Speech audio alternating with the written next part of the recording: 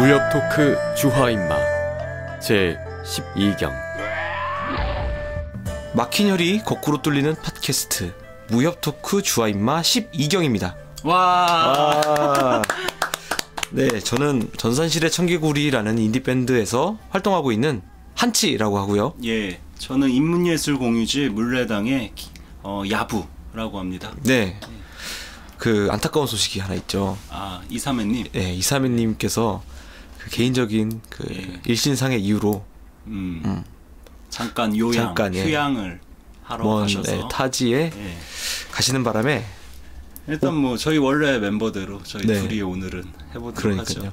원래 오늘 오프닝을 맡아주시기로 했는데 맞다. 아쉽게 되었습니다. 제가 이 당분간 계속 어색한 오프닝을 해야 될 것 같네요. 한치가 계속 상태가 안 좋아서. 네. 그리고 저도 미리 죄송한 말씀을 드려야 되는데 제가 얼마 전에 외상을 입었었잖아요. 그렇죠. 그 다리를 다쳐서 이번 내상까지. 내상을 입었습니다. 외상과 내상을 다. 감기가 아주 지독하게 걸리는 바람에 지금 뭐 상태가 매우 안 좋아 보입니다. 귓썰미가 좋으신 분들은 아시겠지만은 목 상태가 지금 상태가 안 좋거든요. 그래서 아이고.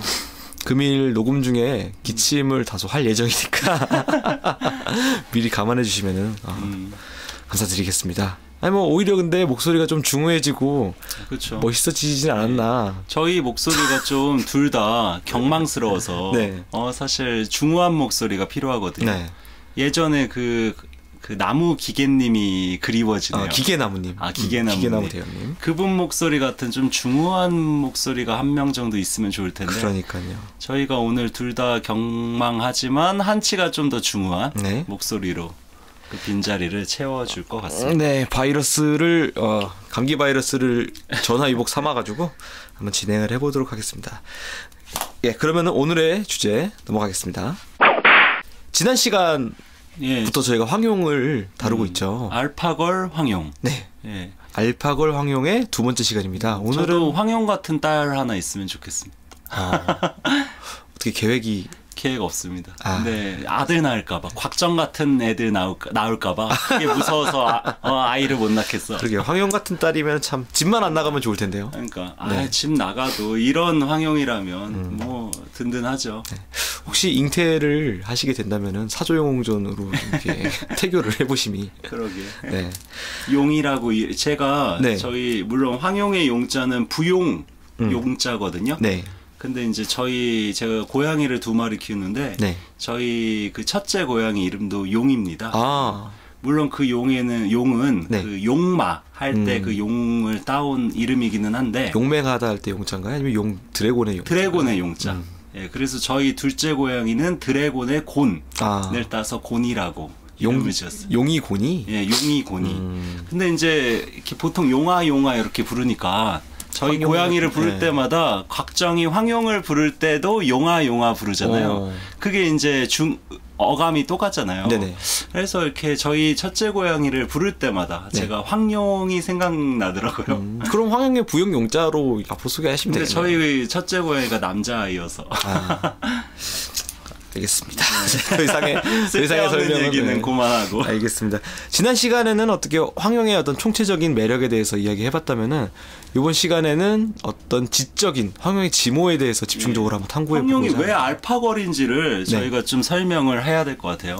알파걸이라는 용어는 이제 서양에서 온 거지만 사실 중세 동아시아의 알파걸이라고 한다면 중세 동아시아의 인문 예술 소양을 갖춘 사람을 보통 가리키겠죠. 무공에 있어서, 무학에 있어서만이 아니라 문학에 있어서도 어떤 인문 예술적인 소양까지 어떤 방식으로 황용이 갖추었고 그것을 소설 안에서 잘 구현해내는지.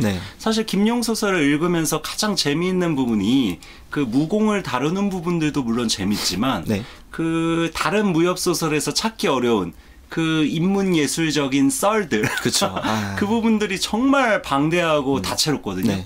거의 중세 동아시아 인문 예술의 어떤 보고라고 할 정도로 되게 그것도 그 서사 안에서 잘 녹여내서 정말 재밌습니다. 가장 지적인 이런 흥미가 느껴지는 부분이 사실 사조영전에서 다 황용을 통해 그게 구현돼요. 맞아요. 곽정과 같이 있으니까 그게 대비되면서 저 같은 어떤 범인들은 그냥 이렇게 그런 얘기가 나오면 이렇게 넘기고 나는데. 근데 그렇다 하더라도 그 부분이 잘 몰라도 너무 재밌잖아. 뭔가 이 랩하는 느낌이랄까? 장황하게 길게 라임을 맞춰서 이야기를 하는데 뭔가 멋있긴 하지만 공부가 부족해서 이렇게 아는 만큼 또 보이잖아요. 잘 보이질 않으니. 저도 뭐 중학교, 고등학교 때 김용수를 읽었을 때 뭐 당연히 이해가 하나도 안 되지만 뭔가 있어 보이잖아요. 그렇죠. 있어 보이죠. 일종의 지적인 허영을 저희에게 이렇게 선사해 주는데 사실 이게 보통 지적 허영이라 그러면 우리가 교양이라는 단어를 떠올리지 않습니까? 네.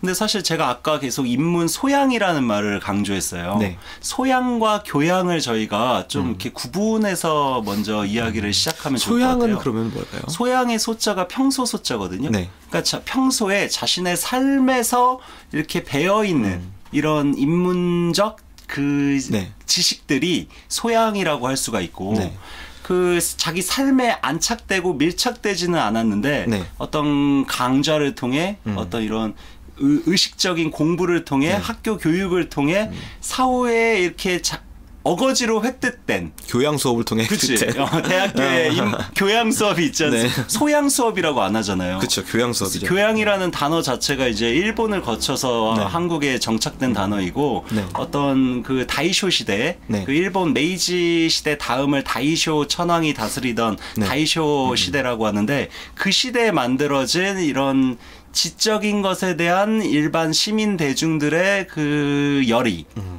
그런 것들을 반영한 이른바 뭐 이렇게 멋있는 카페에서 이렇게 아주 있어 보이는 책 하나 이렇게 읽으면서 뭔가 시에 대해서 얘기하고 뭔가 이렇게 지적인 허세를 부리기에 좋은 게 이렇게 거칠게 얘기하자면 교양이고 그렇죠. 소양이라는 것은 우리 삶에 배어 있는 거죠. 할아버지한테 들었던 얘기, 아버지가 평소 어머니가 평소에 하던 이런 행동들, 집안에 걸려져 있는 그림들, 서화들 이런 것들 어렸을 때부터 이렇게 그런 거에 노출되어 있는 거예요. 그러면서 자연스럽게 몸에 배 있는 거죠. 부모의 수준이 상당히 중요해요. 집안 환경이 그래서 중요하죠. 그래서 졸부라고 할 수 있는 사람들은 교양에 대한 이런 갈망 같은 게 있어요.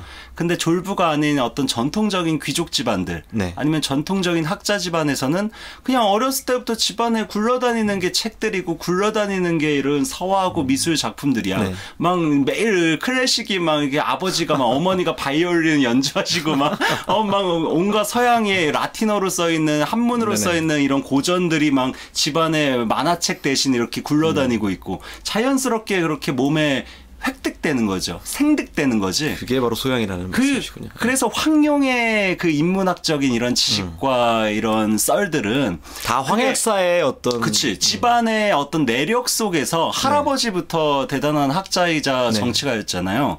그런 내력 속에서 집안 환경 속에서 자연스럽게 황룡에게 몸에 이렇게 밴 것들이지. 황룡이 막 어디 강호를 떠들면서 나중에 지적인 거를 좀 자랑하려고 막 몇 날 며칠 이렇게 단기간에 속성으로 익혀서 공부해야 해가지고 축적된 지식이 아니라는 거죠. 알파걸 황룡에게 있어서 가장 중요한 어떤 지적인 측면은 대부분 인문 소양이라고 우리가 한번 그 개념으로 접근하면 좋을 것 같아요. 그러니까 뭐 어떻게 황룡이 이거를 얻기 위해서 어떻게 배웠다고 노력을 한 게 아니라 황약사의 어떤 그 교육 환경 안에서 자연스럽게 만들어진 지식이라는 거. 그렇죠. 자연스럽게 만들어졌다. 그래서 그 구체적인 내용들을 저희가 하나하나씩 좀 몇 개 따져보면 좋을 것 같아요. 그 첫 번째 장면이 어떤 장면일까요? 일단 첫 번째 장면은 황룡이 그 곽정과 함께 강호를 이제 유람하면서 그 지금의 소주라는 지역에 가서 이제 그 5호 패인 육장주, 이른바 육승풍이죠. 육승풍을 만나게 되는 그 어떤 장면에 있어요. 저희가 일전에 한번 또 주역 관련해가지고 그때 육승풍을 만나기 전에 그 태호를 이렇게 떠들면서 태호가 그 소주를 가리킵니다. 저도 예전에 항주랑 소주를 이렇게 유람한 적이 있었는데 정말 멋있거든요. 소주가 어떤 그 중국에서 베네치아? 중국의 베네치아 이렇게 소개되지 않나요? 이제 예전에 마르코 폴로라는 이제 그 유명한 그 여행가가 그 원나라 때 이제 중국에 황룡보다 조금 앞 시대에 비슷한 시기일 것 같은데 그 시대에 이제 이 소주 태호 지방을 방문해 가지고 자기 고향 베니스랑 너무 닮은 거야. 그러니까 여긴 동양의 베니스다라고 이름을 붙였다고 해요. 근데 이게 사실 웃긴 말인 게 사실 베니스와는 비교가 안 될 정도로 이 항주나 소주 지역이 전통이 깊습니다. 역사적으로도. 베니스 이 소주 같은 지역만 하더라도 한 4,000년 네. 정도 전부터 이 고대 문화가 일어난 곳이고 춘추 시대 월나라의 수도였어요. 춘추 시대면 기원전이거든요. 기원전이면 최소한 2,000년이 넘은 그러니까 네. 동양의 베니스란 말은 이상하고 베니스가 서양의 소주이다라고 얘기하는 게 오히려 더 적당한 이런 표현이 아닐까 싶습니다. 그렇게 풍광이 좋다고. 예. 그 실제로도 제가 가서 보니까 너무 멋있어. 사실 여기가 여행 가기 한번 꼭 가보세요. 정말 좋습니다. 어쨌거나 이 태호, 소주라는 곳을 옛날에는 오호라고 불렀다고 해요. 네. 오호. 5개의 호수. 네. 예, 5개의 호수라고 해서 오호라고 했다 합니다. 그래서 예전에는 이런 말이 있었어요. 하늘엔 천당, 땅엔 소주와 항주. 요즘 이른바 하늘의 천당, 땅엔 분당 이런 거랑 비슷하죠. 근데 천당 분당이 그 라임이 맞죠. 네. 어쨌거나 중국에서는 위에는 천당, 아래는 소주 항주. 그렇죠. 그러니까 소주 항주를 줄여서 소항이라고 말했거든요. 위에는 천당, 아래는 소항. 그 정도로 이제 옛날부터 경치가 좋았다는 고장이군요. 그 오호, 그 태호, 소주 다 같은 동네입니다. 네. 그곳에서 이 오호 페인 오호라는 그 소주 지방에서 몸이 이제 그 폐진 불구가 된 장애인을 폐인이라고 그러죠. 오호 지방의 장애인인 육장주, 이른바 그 귀운장의 장주인 육승풍을 만나서 지난 시간에 얘기했던 뭐 무슨 팔괘지술이니 뭐 이런 것들이 등장하죠. 이때 황룡이 이제 남자인 척 해가지고 무공을 모르는 남자인 척 해가지고 남자인 척 하면서 곽정이랑 이렇게 돌아다니면서 막 너무 멋있는 거야. 여기 소설에 묘사되고 있는 대목들도 멋있습니다. 72봉의 울창한 나무들이 36,000경 파도 위에 우뚝 버티고 있는 광대무변한 하늘과 물을 바라보면서 자기도 모르게 곽정 호연지기가 샘솟습니다. 그때 그렇죠. 이제 황룡이 막 이곳에서 있었던 이 지방에서 있었던 여러 옛날 이야기들을 고사들을 막 이렇게 해줘요. 곽정은 일자 무식이기 때문에 하나도 모릅니다. 흥미진진하게 듣는데 이때 처음 이제 황룡이 곽정에게 얘기해주는 그 고사가 바로 춘추 말기의 정치가인 범녀. 월왕 구천을 모시고 있었던 그 범녀라는 사람과 그 우리가 알고 있는 그 유명한 그 미인의 대명사 서씨에 관련한 고사를 이곳에서 이야기를 해줘요. 곽정에게. 이 범녀와 서씨가 사실 유명한 어떤 이런 세계의 커플이라고 할 수 있는데 사실 이 관련한 내용들을 저희가 좀 잠깐 이렇게 황룡이 곽정에게 얘기하는 부분을 저희가 좀 간추려서 이야기를 한번 정리해서 말씀드리면 좋을 것 같아요. 그때 황룡이 곽정에게 이런 얘기를 합니다. 옛날에 이 아름다운 이곳에서 옛날에 범대부, 바로 범녀죠. 범녀가 서씨를 데리고 이곳에서 뱃놀이를 했다더니 정말 현명했나 보죠? 늙어서도 그냥 여기서 죽었다던데 얼마나 멋있겠어요. 평생 관리로 보내는 것보다 얼마나 멋있어요. 막 이런 얘기를 해요. 그러니까 곽정이 아니 범대부가 누군데? 당연히 모르죠. 그러니까 황룡이 범녀가 어떻게 월왕인 구천을 도와서 공을 세우고 이 공을 세웠다는 건 오나라 부차를 그 미인계로 이제 주색에 빠지게 해서 오나라를 멸망시킨 것을 얘기합니다. 그 오나라와 월나라 사이에 엄청난 이런 전쟁이 오랫동안 있었거든요. 그래서 5월 동주라는 고사성어가 여기서 나온 거죠. 다 사마천의 사기에 등장한 내용인데 그때 그리고 은퇴해서 서씨와 더불어 이 태호에서 논이뤘다라는 고사를 곽정에게 설명해 줍니다. 근데 이 부분이 재밌는 게 이른바 왜 은퇴했냐 이거에 관한 얘기는 여기에 빠져 있는데 실제 범녀는 그 자기가 모신 그 구천을 위해서 오나라를 멸망시킨 대단한 공적을 세웠지만 그 사마천의 사기에서 이런 얘기를 합니다. 구천이라는 저 임금은 어려울 때가 아닌 시대, 평화로운 시대에 맹주로는 섬길 수 없는 인물이다. 그런 사람 있잖아요. 이렇게 위기의 순간에는 뭔가 임금으로 모셔도 괜찮은데, 그러니까 그 위기가 끝나는 순간 자기처럼 공적을 세운 사람은 뭔가 팽당할 수밖에 없다는 얘기죠. 그거를 미리 예측하고 도망친 겁니다. 그렇죠. 그게 거기서 나온 고사가 토사구팽. 토사구팽이란 말을 해요, 범녀가. 네네. 이게 토끼가 죽으면 이제 뭐 강아지야, 그 개 사냥개야 무슨 소용이 있겠습니까? 삶아 먹지. 뭔가 이 비대위원장 같은 느낌이 좀 드는데, 예, 아무튼. 네, 그래서 여기서 이제 그 범녀와 서씨. 그 미인계로 그 오나라 부채화를 주색에 빠지게 했을 때 그 보낸 그 여성이 바로 서씨거든요. 그러니까 서씨를 미인계로 활용해서 오나라를 멸망시킨 다음에 네. 서씨와 함께 도망친 겁니다. 이 태호로. 네. 그래서 이 경치가 아주 풍광이 정말 좋은 이곳에서 그 말년을 이렇게 아름다운 미인과 즐기면서 네네. 자기 명대로 살았다는 거죠.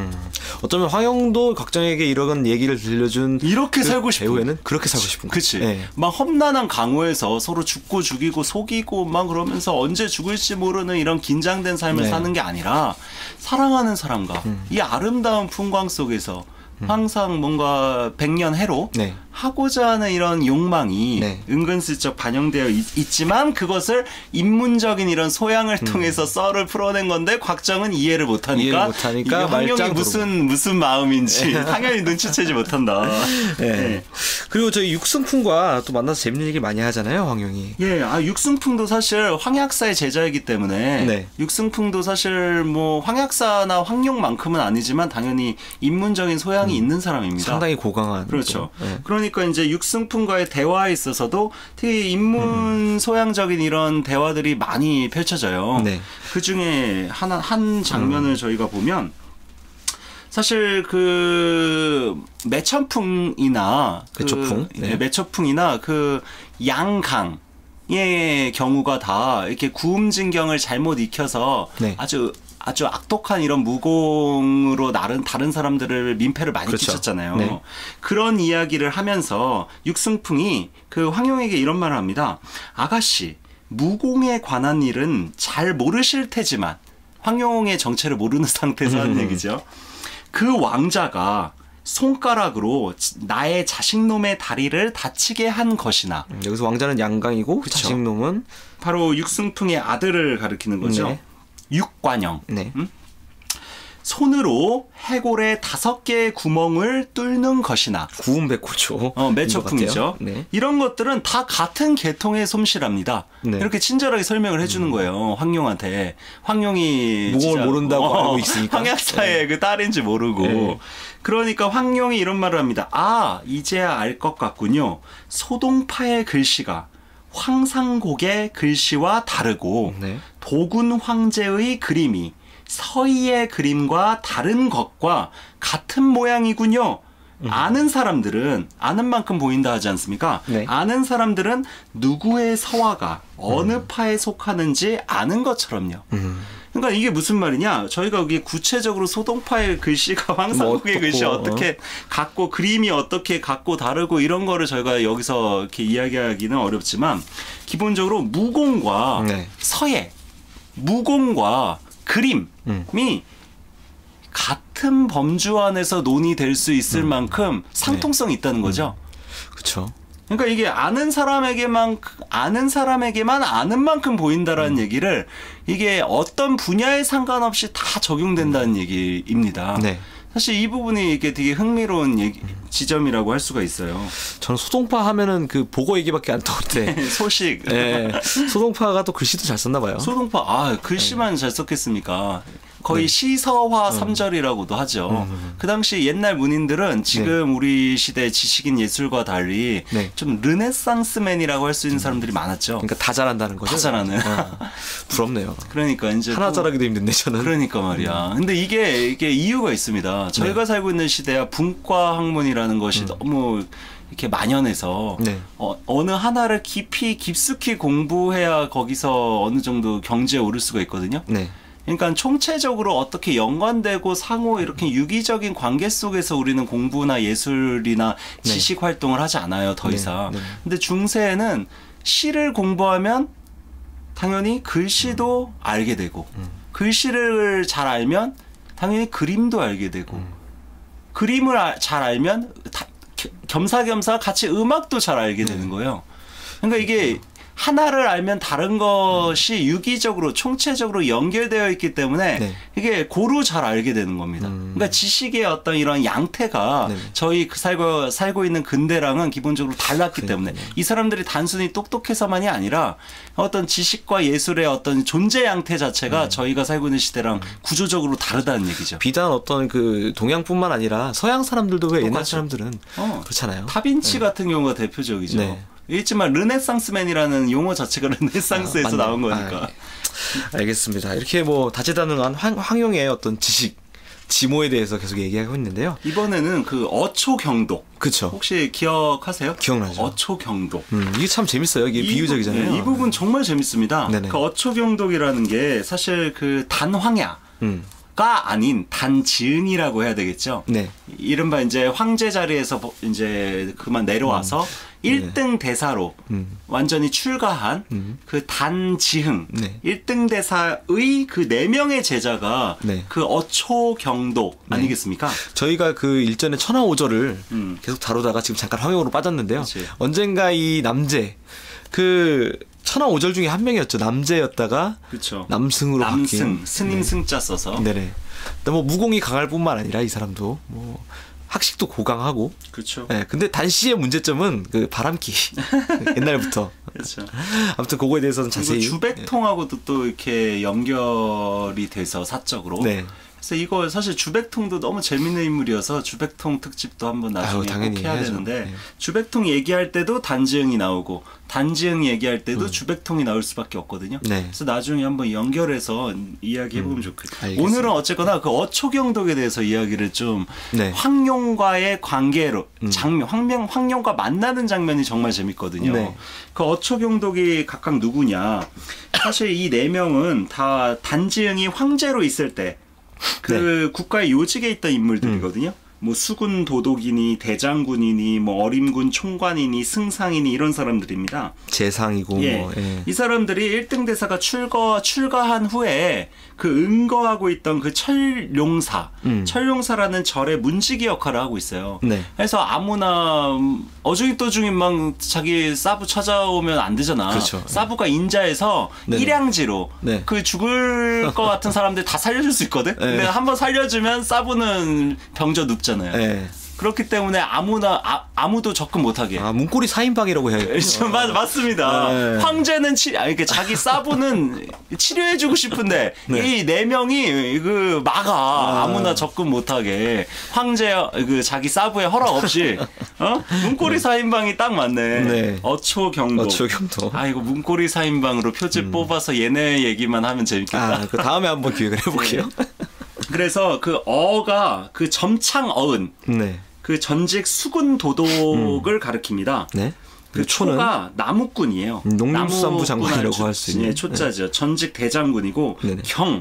그 경자가 무삼통입니다. 네. 나중에 이제 2부에도 나오고 계속 등장하는 무삼통, 전직 어림군 총관이고 마지막 독이 그 우리가 여러 번 다뤘었던 주자류. 이 사람이 이제 전직 재상입니다.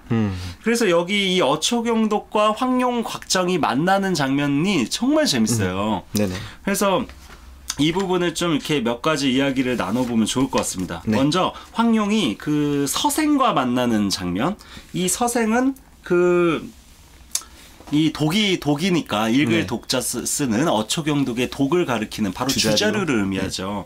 서생이 글 읽는 소리를 황룡과 이제 곽정이 듣는 장면부터 시작합니다. 네. 황룡은 이제 사서상경에 다 통달했기 때문에 네. 무슨 글을 읽는지 딱 들으면 이게 어디 출전인지 어느 경서에서 지금 가져온 건지 네. 바로 쭈르륵 그 내력을 설명할 수 있는 인물이거든요. 예. 사실 이건 뭐 우리 시대에도 어떤 이런 대사를 들으면 저거는 헐리우드의 무슨 영화의 어떤 장면에서 말론 브란도가 한 대사가 뭐 이런 이게 출전이지. 내가 네 애비다. 그렇지. 그럼 스타워즈 아닙니까?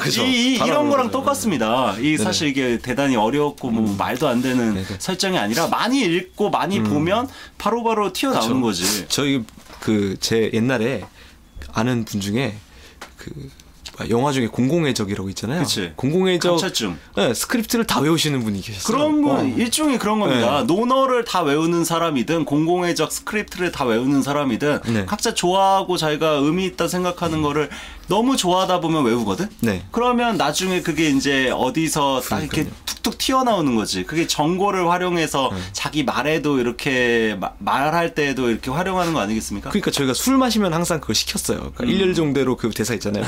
몇 바퀴다 막 시키면 줄줄줄 해가지고 너무 재밌었는데. 아무튼 그치. 여기서도 그 서생이 읽는 소리를 들어보니 논어를 읽는 것 같았다 하면서 네. 그 대목을 인용을 해줘요. 늦은 봄, 봄옷이 다 되어 성인 5, 6명과 동자 6, 7명이 기수에서 몸을 씻고 무에서 바람을 쏘이고 읊조리며 돌아왔다. 네. 이게 논어 선진편입니다. 네. 이 부분을 이렇게 쭉 황룡이 이렇게 듣고 있는 장면을 서술을 하다가 황룡이 저 서생을 좀 이렇게 건드리려고 그래요. 가만히 못 던지는 거죠. 그치. 그러면서 황룡은 기본적으로 사실 곽정 만나서 나중에 개과천선하지만 원래 성격이 좀 네. 사악한 사파의 기질을 갖고 있기 때문에 이렇게 괜히 시비를 겁니다. 장난치는 네. 거고. 어떻게 시비를 거냐. 여보세요. 서생한테 네. 얘기합니다. 논어를 1000만 번 읽어도 공부자, 바로 공자를 얘기하죠. 공자가 말하는 참뜻을 모르면 소용없는 일이에요. 네. 아니 아는 척하는 거야. 15살짜리 꼬맹이가 서생 앞에서. 네. 물론 서생이 그 주재료인 거를 황룡도 모릅니다. 네. 그러면서 서생이 깜짝 놀라서 아니 공자께서 말하는 참뜻이 참뜻이라니 도대체 무슨 말씀이요? 네. 그러니까 황룡이 글을 살펴보니 뭐 50여 세고 어쩌고저쩌고 모양을 이렇게 묘사한 다음에 공부께나 한 선비티가 역력한 모습이라는 거를 설명을 합니다. 네. 김용 선생이. 그러면서 황룡이 그 서생에게 이런 말을 해요. 공자의 제자가 모두 몇 명이나 되는지 알기나 하세요? 황룡이 빈정거리며 말하는 거죠. 네. 그러니까 서생이 어이없다는 듯이 당연히 공자 제자는 너무나 유명해서 네. 저희 시대에도 사실 공자 제자가 3,000명이라는 거 아는 사람 많습니다. 그리고 공자 제자 3,000명 중에 가장 통달한 사람, 각 분야의 달인이라고 할 수 있는 사람이 72명, 72명이라는 것도 사실 요즘 시대도 잘 알려진 정보거든요. 그런 얘기를 해요, 서생이. 네. 그러니까 황룡이 이제 여기 부분부터 재밌습니다. 이 72명의 그 제자들 중에 늙은이도 있고 젊은이도 있는데 그중 어른은 몇이고 몇 명이고 소년은 몇 명인지 아세요? 라고 질문을 던지죠. 뭔가 이 공무원 시험 그 같은 아무튼. 그러니까 서생은 당연히 이렇게 얘기합니다. 논어에는 그런 말이 없거니와 다른 경전에도 기록되어 있지 않다. 네. 사실 제자가 몇 명인지는 기록되어 있지만 어른이 몇 명이고 어덜트가 몇 명이고 키즈가 몇 명인지는 안 나와 있어요. 네. 그러니까 황룡이 이런 말을 해요. 논어를 1000만 번 읽어도 참뜻을 모르면 소용없다고 한 내 말이 틀리지 않았군요. 방금 서생께서 논어의 선진편을 이렇게 읽지 않았습니까? 성인 5, 6명과 동자 6, 7명이라고 분명 내가 읽는 소리를 들었는데 그러면 성인 5, 6명과 동자 6, 7명은 각각 이렇게 계산하면 됩니다. 5, 6에 32. 그러니까 성인은 32명이고 6, 7에 42. 5, 6, 30이죠. 30. 5, 6에 30. 그러니까 30명. 30명이고. 아, 예. 잠깐 뭐겠네요. 예. 6, 7에 42. 그러면 42명이니까 30명에 42명을 합하면 72명. 72명이 되잖아. 황룡이 이런 소리를 해요. 네. 장난치는 그러니까 숫자잖아요. 이거 사실 이거 그냥 말장난인데. 네. 근데 서생 입장에서는 이게 너무 깜짝 놀라는 거야. 그럴싸하잖아. 5, 6에 30, 6, 7에 42. 네. 그러니까 더하면 72명. 공자의 제자 중에 달인이 72명이니까. 숫자가 딱 맞네요. 숫자가 딱 맞는 거예요. 우연의 일치로. 우연의 일치로. 그러니까 물론 이거는 왜 말도 안 되는 헛소리냐면 사실 5, 6명이 있다는 거지. 네네. 설마 그 뱃놀이 하는데 72명이 이렇게 그리고 5, 6에 30 이런 계산법이 물론 중세에 많이 사용하기는 했지만 여기 논어의 원문에서는 5에서 6명 정도가 있다는 얘기죠. 네네. 그러니까 5 곱하기 6을 하면 안 되지만 우연히 이렇게 하니까 딱 맞아 떨어지는 거지. 그게 이제 황룡의 기지입니다. 그러니까 재밌네요. 예. 그러니까 뭐 주자료도 뭐 장난친다는 거 알고 이제 껄껄 웃고 끝나는 장면이 그러면서도 깜짝 놀라나. 아, 이 꼬맹이 여자애가 진짜 똑똑하구나. 그러니까 주자류랑은 또 다른 뭐 재밌는 이야기들도 많잖아요.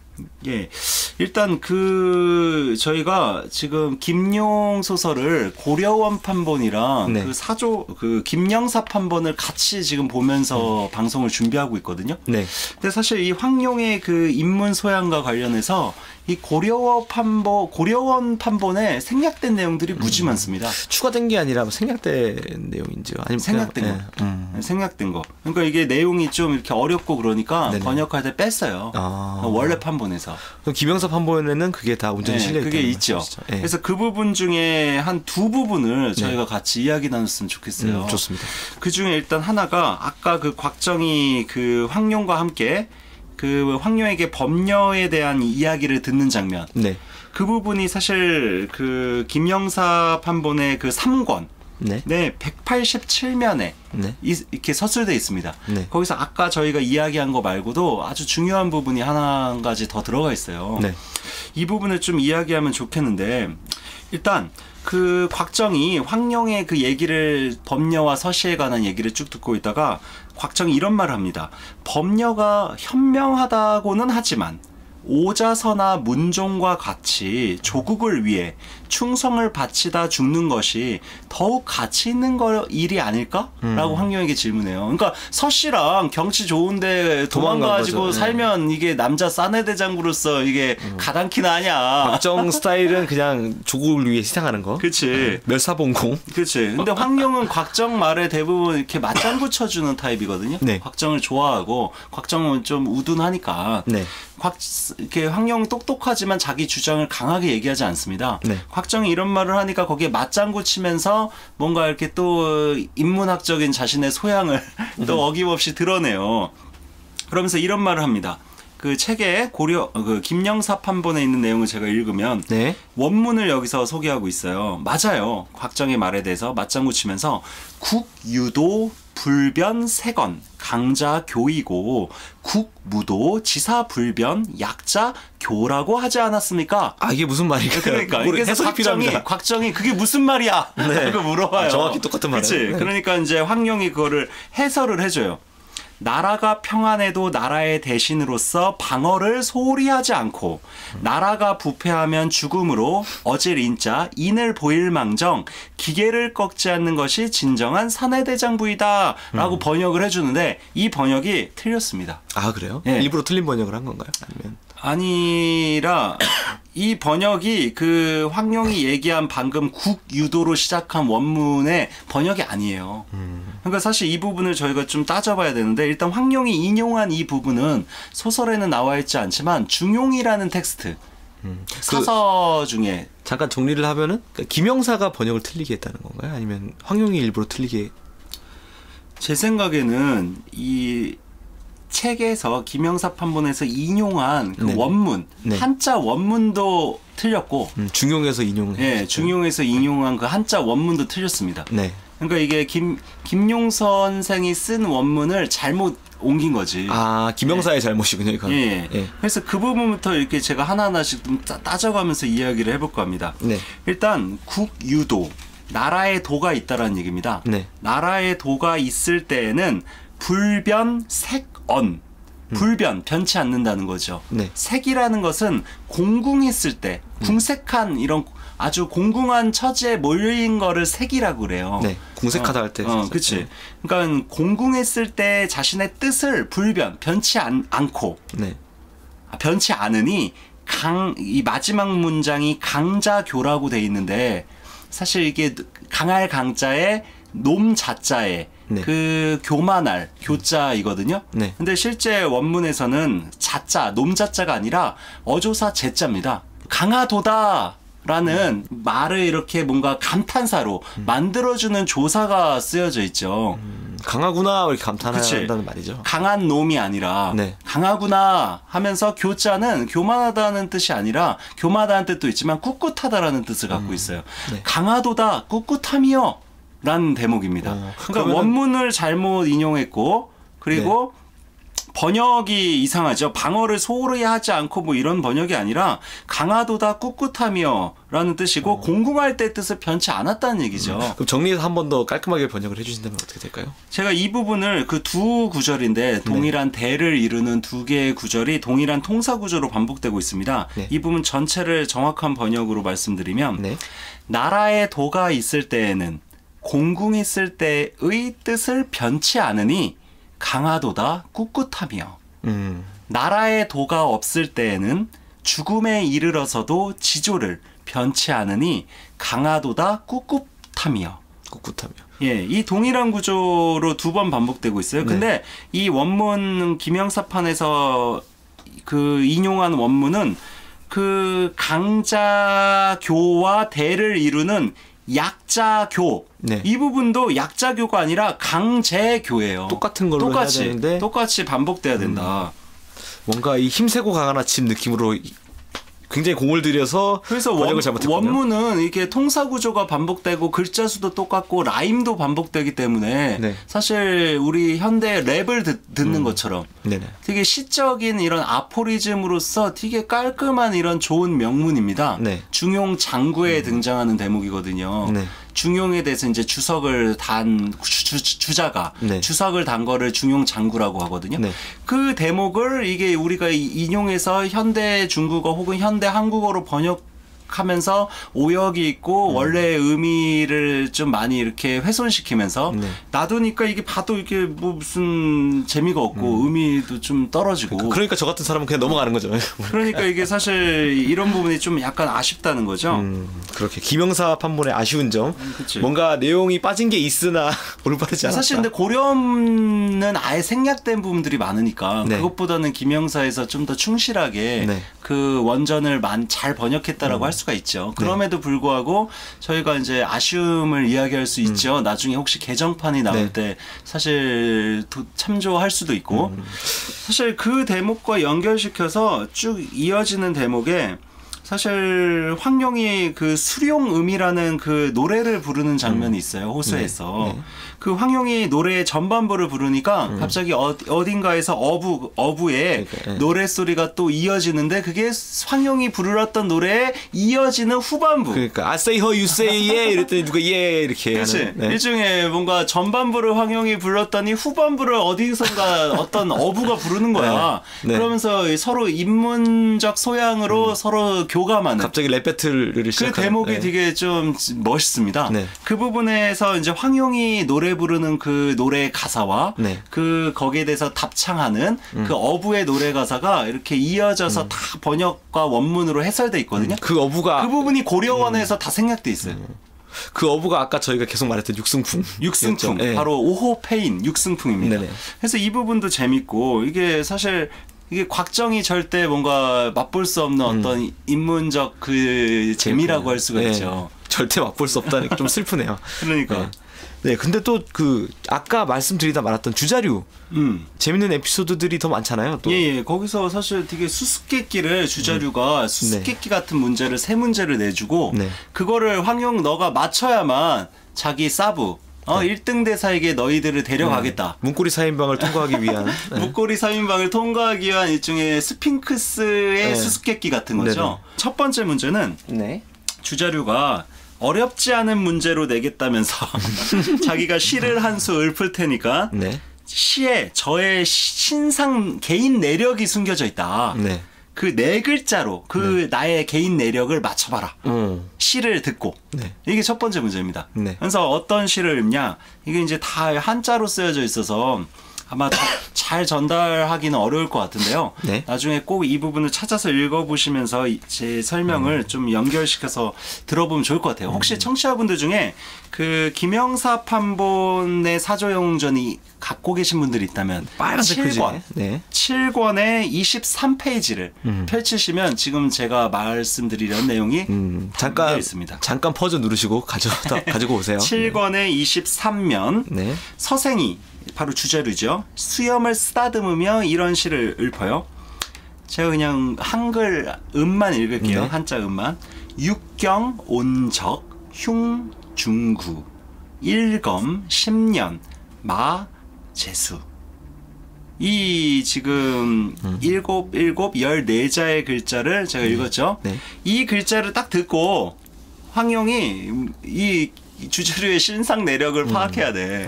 사실 현대 중국인들도 이거 파악하는 게 어렵습니다. 네. 물론 이제 이 사람들은 그 중국어로 이 시를 읽다 보니까 우리랑 달리 우리는 음만 들으면 이게 한자가 뭔지 모르거든요. 검은 들었어요. 검.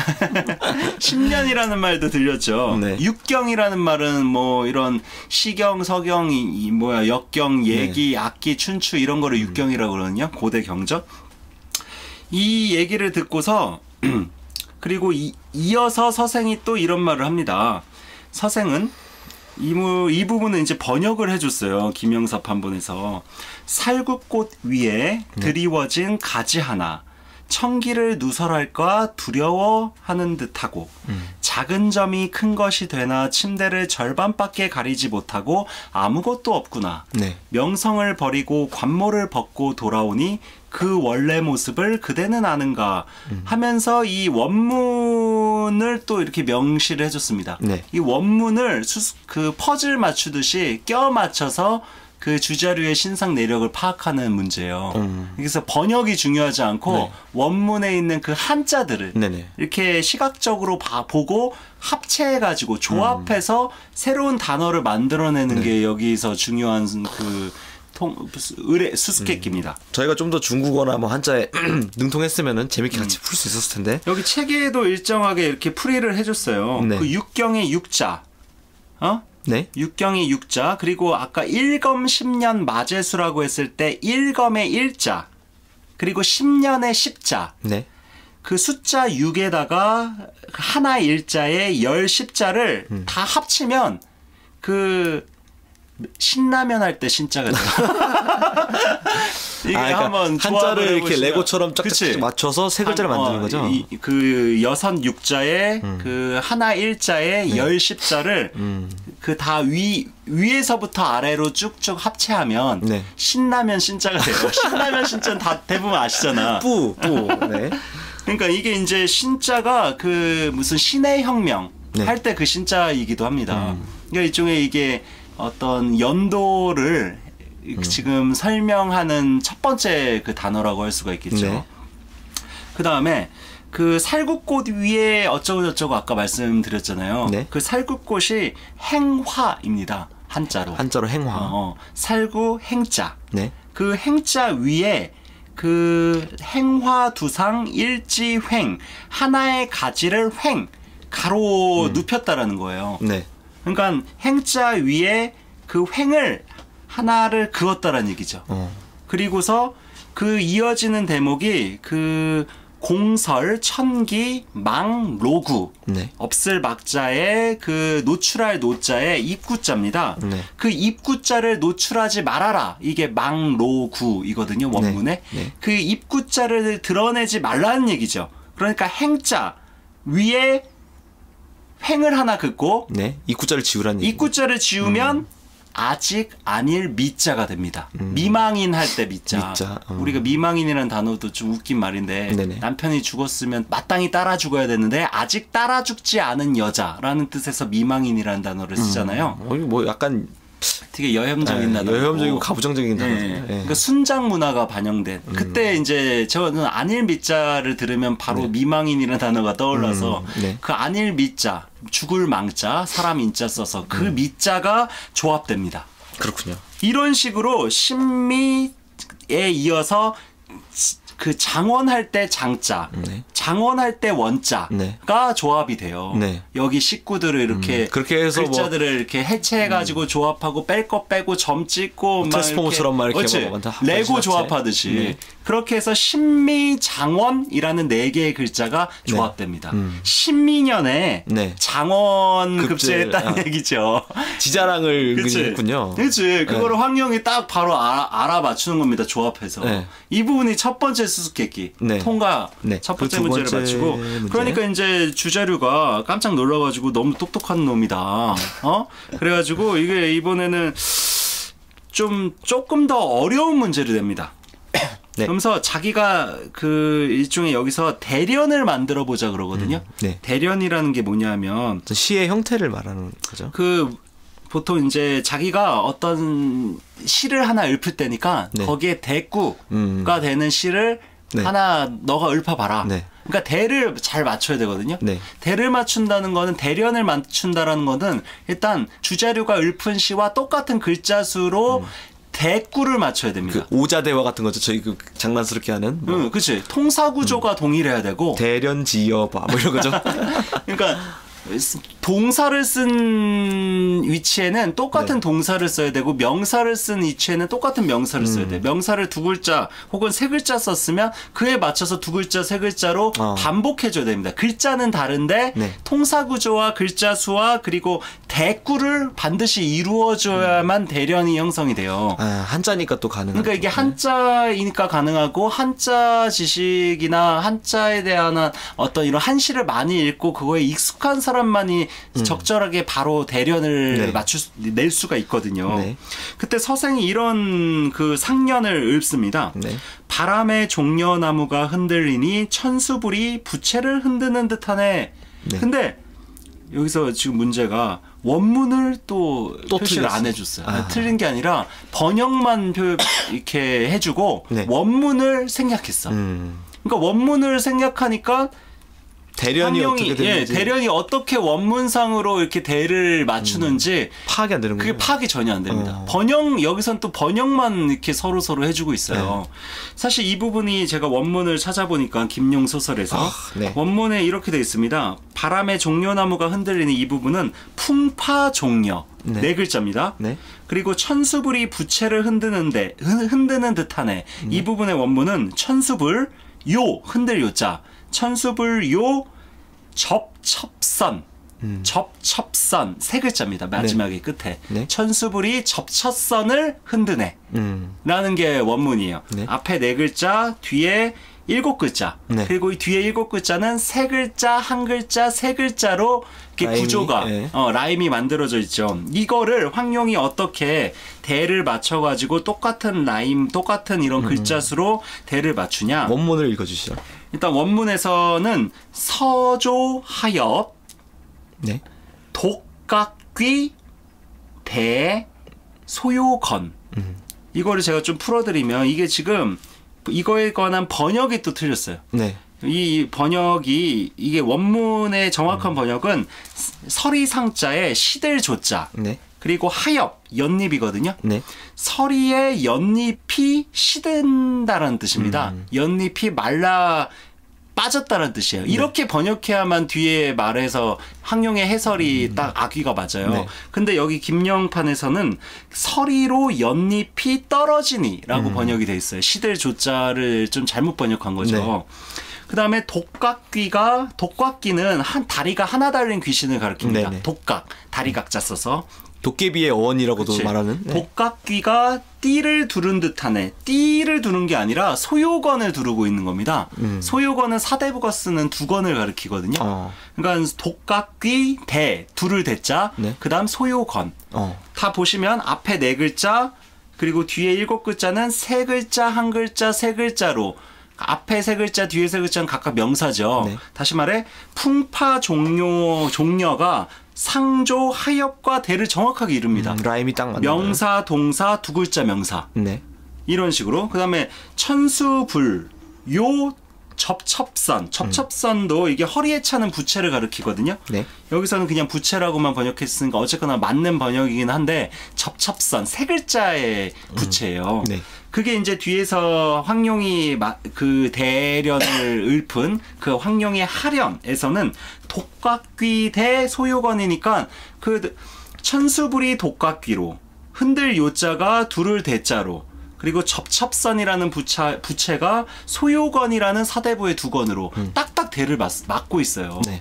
그러니까 이 부분을 우리가 잘 음미하려면 이게 왜 대를 맞추는지 원문을 보여줘야지 원문을 최소한 병기를 해줘야지. 네. 그 번역문과 원문을 보면서 아 이런 식으로 황룡이 글자 수까지 정확하게 맞추면서 네. 접첩선을 그 소요건으로 천수부를 독각귀로 이렇게 대를 맞췄구나. 이거를 딱 시각적으로도 확인이 되거든요. 네. 이렇게 그 곽정이, 황룡이 두 번째 대를 이렇게 수수께끼를 맞추는데 이 부분에 관련한 그 의미를 좀 김용 선생이 해설을 하고 있어요. 네.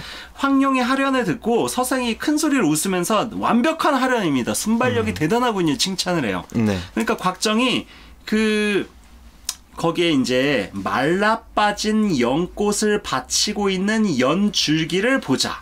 사실 이게 그 사람들이 지금 모여있는 곳의 풍경입니다.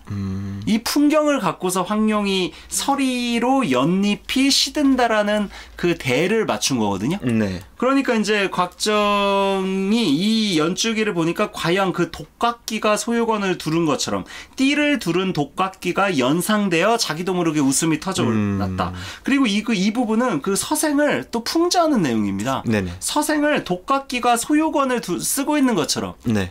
서생은 그 사대부의 두건인 소유권을 지금 쓰고 있거든요. 네. 그러니까 독각귀 같다라고 다리 하나밖에 없는 귀신 같다고 그 앞에 있는 서생을 놀리고 있는 대목이기 때문에. 그러니까 놀리는 게 빠지면 황룡은 또 아이덴티티가. 네. 그러니까 이게 두 번째 문제고 마지막 세 번째 문제가 네, 세 번째 문제. 이게 이제 서생이 이게 황룡이 너무 똑똑하니까 네. 절대 맞출 수 없는 무조건 절대 못 맞추는 네. 가장 어려운 문제를 내야겠다. 네. 어떤 어려운 문제냐? 김용 소설에는 이렇게 묘사되고 있습니다. 서생이 소년 시절 글을 읽을 때 사부님께서 하나의 시구를 알려주시면서 수십 년 동안 아무도 이에 맞는 완벽한 하련, 완벽한 대꾸가 되는 그 시구를 만들어내지 못할 것이라고 했던 말씀이 생각이 나서 그거를 황룡에게 문제로 돼요. 그 원문이 이렇습니다. 금슬 비파, 팔대왕, 일반 두면. 네. 금슬 비파라는 건 우리 지금도 금슬이 좋다라는 말 쓰고 비파는 뭐 예전 악기 일종이죠. 네. 금슬 비파 8대왕 8명의 대왕이라는 뜻이고 네. 일반은 뭐 일반적이다 할 때 일반인데 두면은 머리 두자에 얼굴 면자입니다. 이거를 번역하면 금슬 비파 왕 8명을 머리에 이고 사실 뜻은 없어요. 네. 이게 어려운 문제를 만들려고 네. 한 거야. 근데 이게 왜 어려운 문제냐? 금슬비파라는 한자를 이렇게 우리가 찾아서 한번 보시면 다 임금 왕자가 네. 섞여 있는 글자들이에요.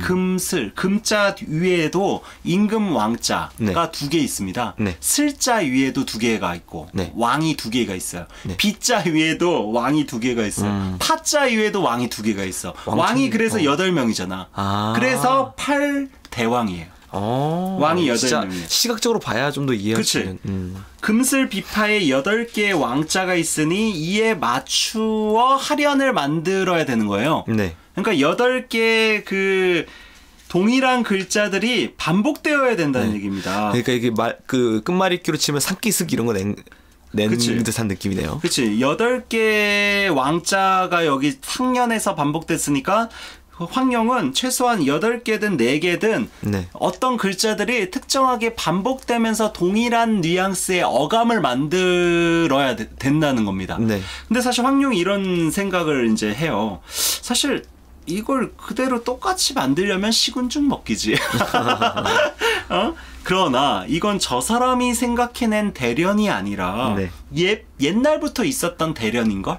그러니까 황룡은 들어본 적이 있는 자기가 이미 알고 있는 대련이야. 삭기슭을 냈는데 이제 스콘바를 낼 준비가 된 거군요. 네. 그러니까 뭐 왜 알고 있는 대련이냐? 자기 아버지 황약사가 도화도에서 이 대련을 맞추기 위해 얼마나 고생했는데. 그러니까 아버지가 이미 맞췄어. 이게 바로 소양인 거죠. 그렇지. 몇 날 며칠 고생해서 이미 맞춘 거를 자기는 옆에서 있다 들은 거야. 네. 자기가 새로 뭔가를 만들어낼 필요가 없는 겁니다.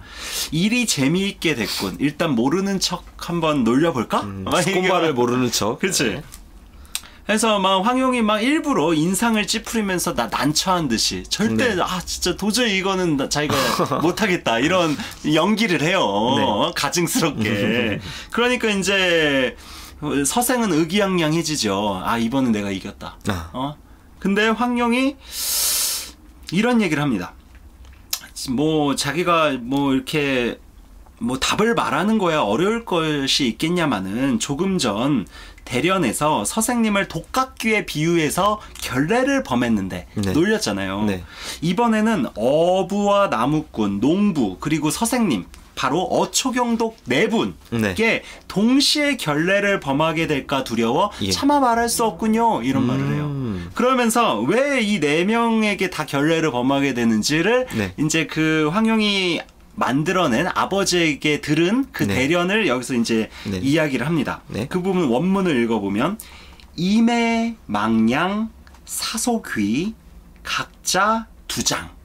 임해망량이라는 말이 뭐냐면 귀신을 말하는 도깨비 거죠. 이자, 도깨비 리자, 네. 도깨비 매자, 도깨비 망자, 도깨비 량자입니다. 임해망량이란 말은 저희가 지금도 네. 쓰잖아요.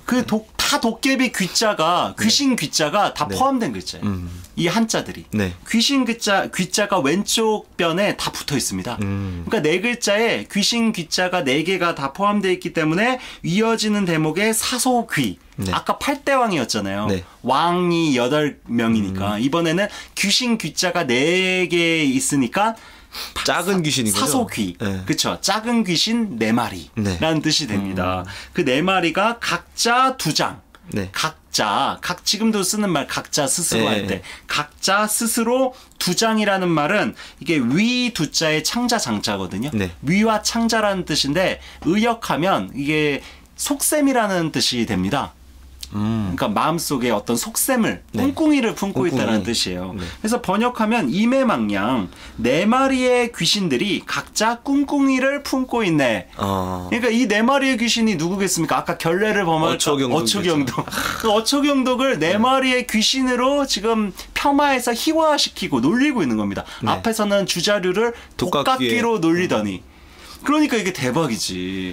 서생 입장에선 깜짝 놀라는 거야. 어떻게 이렇게 완벽하게 대를 맞추면서도 우리를 풍자할 수가 있지? 사실 황약사 작품이지만. 근데 황약사 작품이지. 황약사가 사실 어초경독을 알 리가 없잖아. 네. 황약사가 이 임해망량이라는 사소귀로 풍자한 대상은 황약사의 제자들입니다. 진염풍, 고경풍, 육승풍, 매추풍. 이 4명의 풍자 돌림 제자들을 귀신에 빗대어서 농담한 거예요. 이거를 황영이 가져다가 어초경독으로 이렇게 연결시켜서 풍자한 거지. 진짜 대박 재밌는 부분입니다. 그렇군요. 그러니까 알고 보면 정말 재밌을 부분인데. 황약사와 황용 그리고 황약사의 4명의 풍자 돌림 제자들 그리고 그 주자루를 포함한 단지응의 4명의 그 문고리 사인방 이게 다 연결되면서 어떤 네. 한자의 인문 소양적인 이런 지식들을 통해서 식구를 통해서 네. 서로 주고받으면서 되게 재미있는 지적인 퍼즐 맞추기 게임이 지금 전개되고 있는 거죠. 그렇네요. 참 이거 황용에 대해서 이렇게 알면 알수록 재밌는데 그러니까 일종의 주자료가 놀라는 게 황용은 문을 진짜 대단히 겸비한 사람 아니겠습니까? 그렇죠. 근데 반면에 이제 곽정은 자기보다 무공이 뛰어나거든. 네. 무에 출중한 사람이야. 그러니까 과거 서생이 계속 놀라는 게 아니 저 어린 낭자와 저 어린 소녀는 나는 스스로 지금까지 평소에 문무를 네. 겸비했다고 자부했는데 네. 문에 대해서는 인문적인 능력에 있어서는 저 어린 낭자를 따르지 못하고 그 무공에 있어서는 저 쪼매난 어린 소년을 따르지 못하니 이 얼마나 부끄러운가 막 자탄하는 이런 대목이 또 이어지죠. 아버지와 스승을 잘 만나야 되는 거예요. 아니 뭐 주자료도 자기 뭐 단지응 남재 단지응은 황약사급 아니겠습니까? 그렇죠. 그런 점에서 네. 어쨌든 근데 황약사가 인문 소양이 워낙 출중하다 보니까 네네. 뭐 이런 재미있는 내용들이 있고 네, 이렇게 알면 알수록 재밌네요. 진짜 마지막 그 주자료 퍼즐 같은 거는 뭐 오늘 야부님께 설명 안 들었으면 제가 뭐 죽었다 깨어나도 다시 알 일이 없는 정말 유익한 정보였던 것 같아요. 사실 그런 내용들이 김용 소설에는 워낙 많아가지고 그러니까요. 그런 것들을 저희가 사실 이렇게 재밌게 읽는다면 스토리만 캐릭터만 읽는 게 아니라 이런 것도 하나씩 따져보면서 읽으면 재밌을 것 같아요. 그러니까 저희가 이런 걸 좀 이렇게 깊이 있게 파헤치기 위해서 이 주아인마 팟캐스트를 시작한 거기도 한데 오늘 좀 굉장히 유익한 시간이 아니었나 생각을 해보고요. 예, 오늘 뭐 이렇게 해서 황용 2회에 걸쳐서 뭐 충분히 다뤘을지 모르겠지만 재밌게 다뤄보려고 노력을 했는데요. 아 근데 이게 한자들이 많아가지고 좀 듣는 분들 입장에서는 이게 잘 어려울 것 같아요. 오늘 저희가 저번에 도하도 했을 때도 제가 느꼈지만 이게 유튜브 채널이나 뭐 아니면 저희 팟빵에 있는 갤러리를 좀 적극 활용하든지 해서 시각 정보를 좀 같이 전달드릴 수 있게 그럴 기회가 있으면 좋을 것 같고 사실 이게 칠판에 판서하면서 얘기하면 정말 재밌을 텐데. 그러니까요. 화이트보드라거나. 네네.